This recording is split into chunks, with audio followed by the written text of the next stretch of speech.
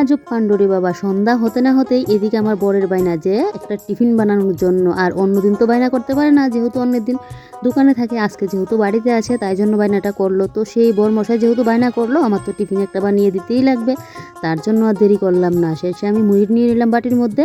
তারপর এদিকে দেখো ঘেচাং ঘেচাং করে একদম কাঁচা লঙ্কা কুচি করে নিয়েছি, ধনেপাতা কুচি করে নিয়েছি, পেঁয়াজটাও কিন্তু কুচি করে নিয়েছি। কি বানাবো বলো তো? আজকে বানাবো কিন্তু একদম রেল স্টেশনের মতো একদম স্পেশাল ঝালমুড়ি কিন্তু বানাবো। তার মধ্যে দেখো দিয়ে দিলাম, ফার্স্টে তো মুড়িটা নিয়ে নিলাম, তারপর দিয়ে দিয়েছি এখানে মডার্ন চানাচুর, তারপরে উপর দিয়ে দিলাম এদিকে কাঁচা লঙ্কা কুচি, ধনেপাতা কুচি, সাথে দিয়ে দিলাম পেঁয়াজ কুচি। তার উপর একটা সিক্রেট জিনিস কিন্তু আমি এটা দেবো, সবসময় ঝালমুড়ি বানালেই কিন্তু আমি এটা দিই। তার উপরে দিয়ে দিলাম একটুখানি বিট লবণ, বিট লবণটা দিয়ে কোনটা তো দিয়ে দিলাম, আর একটু ঝাল ঝাল করেই কিন্তু বানাবো। তার উপর দেখো গ্রেটার দিয়ে আমি কিন্তু দিয়ে দিচ্ছি এখানে লেবুর যে খোসাটা হয়, খোসাটা কিন্তু আমি গ্রেটার দিয়ে দিচ্ছি। লেবুর রসটা কিন্তু আমি দেবো না, তাহলে আবার মুড়িটা তো নেতিয়ে যাবে, তাই তো লেবু গ্রেট করে দিয়ে দিলাম।